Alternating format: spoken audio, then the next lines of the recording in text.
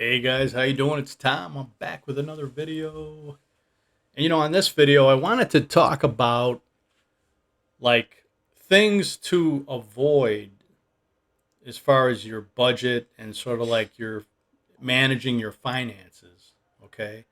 Things that you really should think twice about before doing, okay? But the first thing I want to do, I wanted to make a couple of clarifications. I had some good comments on the last budget video that I did, for our August expenses and budget video. Just to clarify, because I know I mentioned this probably in previous videos, but there's new viewers all the time, right? So I wanted to just clarify that our condo is 3 bedroom, 2 bath, okay, and there's two balconies. There's one in the master bedroom, which has also a master bathroom, and then there's one off the living room, and they're good sized balconies, you know. And also, the good thing about our building is that within the complex is that right on the bottom floor, there's sort of like a little parking area and all that. Of course, all the buildings have covered parking, and then there is some exterior parking, like for I think for visitors and stuff. But anyway, our building is right when you go down to the ground level. It's where the water guy is for the whole complex. You get your water there. You bring your empty bottle. He fills it. He marks it down on your sheet of paper thing. And like I said, we get because of the size of our place and all that, and the amount of people or whatever, we get 18 5 gallon bottles every month free. And it's filtered. It's like reverse osmosis or whatever, filtered water. I've never had any issues. You know what I mean? Never. It's good water. But also, the pool table room is on the bottom of our building. The pool table room, the water room, the exercise room, right? Um, and then it's not too far to go to the pool, and there's also an ATM there, and there's a kiosk for paying your bills. You could pay your cable bill, you could pay your electric bill, right, and Gcash, all that other stuff. There's a kiosk for that, and the pool is just literally like I think what is it, maybe two buildings away from us, so it's pretty fairly close.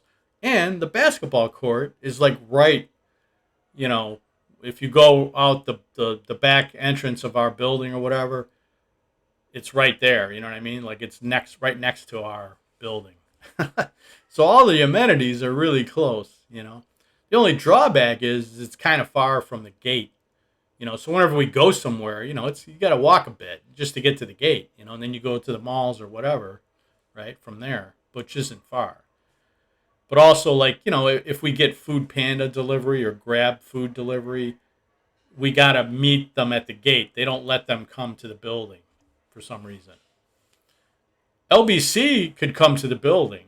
You know what I mean? If you get an LBC delivery, you could come right to the building. But as far as a lot of other stuff like food delivery and stuff like that, they don't let them come.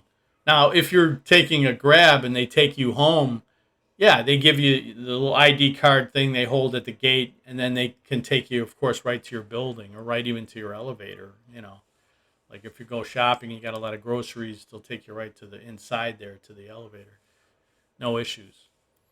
But anyway, so I wanted to clarify that. And then another gentleman commented about, hey, you didn't mention anything about medical insurance. Well, that's because I don't have medical insurance, and I'm not old enough for Medicare. I'm 63 now.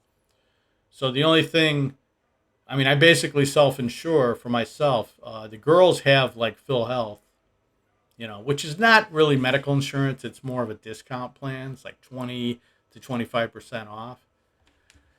I probably will get Phil Health because I hear that either I can do it definitely, I can get it, or I can get maybe some kind of discount because I have my SRRV visa. The only thing that makes me hesitate about Phil Health is that at the hospital that I go to, I get a senior discount, a 60 and older discount. And that's like 20% usually. So, I mean, it's comparable to Phil Health, you know what I mean? So it's sort of like, that's what makes me hesitate a little bit. But I we'll see. I'll check into it a little more. Because you could get it at my hospital. I could arrange to get it there. They have an office. Within the hospital. Um, so anyway, I just want to clarify those two things. Okay, now I just wanted to talk about, and before I go into this, man, a little word of warning, right? Like in the Philippines here, if you ever come across an ATM that is Euronet, it's called Euronet ATM, don't use it because the exchange rate is horrific. It's terrible, And I don't even, it might be one of these where they don't charge you a fee, because most regular bank ATMs will charge you like 250 peso fee, right? But if you have like a Schwab card or whatever, USAA Fidelity, they usually will rebate you that fee at the end of every month. You'll get a rebate, you know, like however many fees there are. If it's $40, if it's $50 even, they'll rebate you at the end of the month. So this ATM is almost like some kind of private deal. It's almost not like a regular bank. And they may not pay, you may not pay a fee, but man, they kill you with the exchange rate. I mean, I basically lost about 1,000 peso just getting 10,000 pesos worth of Philippine money. You know, so I would highly not recommend it. you know, unless you absolutely have to. And there's two. They'll give you these two choices that come up that you've never seen before, probably, even if you're used to using regular bank ATMs here in the Philippines. Normally the only things that come up are, hey, there's a 250p fee. Do you agree with this? Or yes, and there might be something else about a receipt. Do you want a receipt? Yes or no? But this one had some weird thing, and the only reason I used it is because the ATM next to it that I normally would use was not working. So I thought, oh, let me use this. I thought it was a regular ATM, and the whatever I selected was the worst selection. You know what I mean? It was like that's the one where they really screw you on the exchange rate. So whatever the other selection is, I would probably just go with that. Like I don't know, just read it. You know what I mean? Like if you're stuck into it and you really have to use that ATM and there's no other options, just make sure that you read when it comes up. There's going to be two choices. Read them really good and try and select the best one. But either way, I think in my opinion, either way, it's not going to be nearly as good as your exchange rate on a regular ATM, a bank ATM in the Philippines. So anyway, just a word to the wise.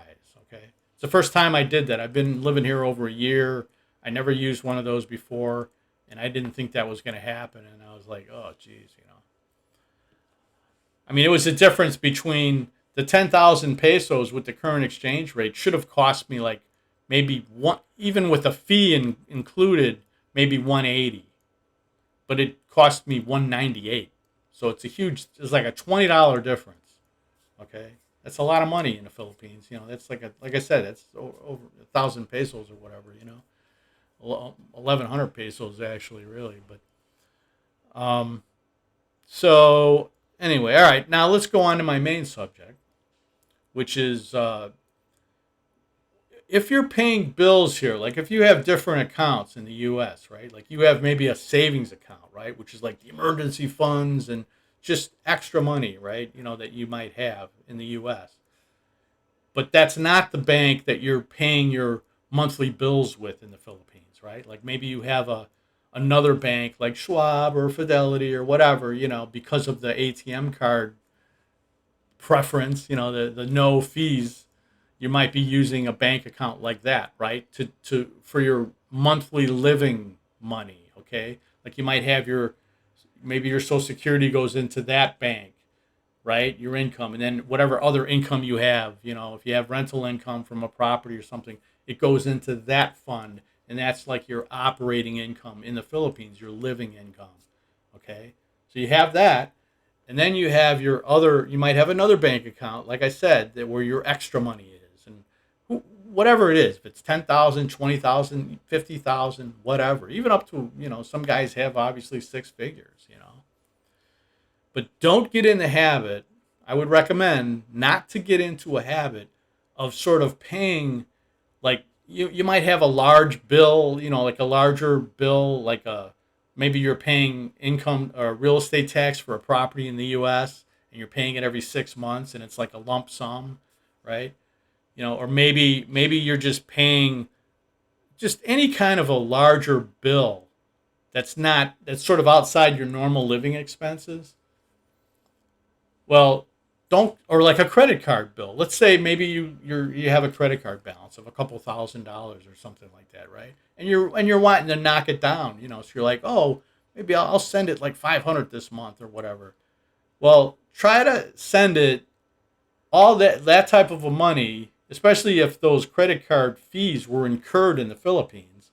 You know what I mean? You used it in the Philippines.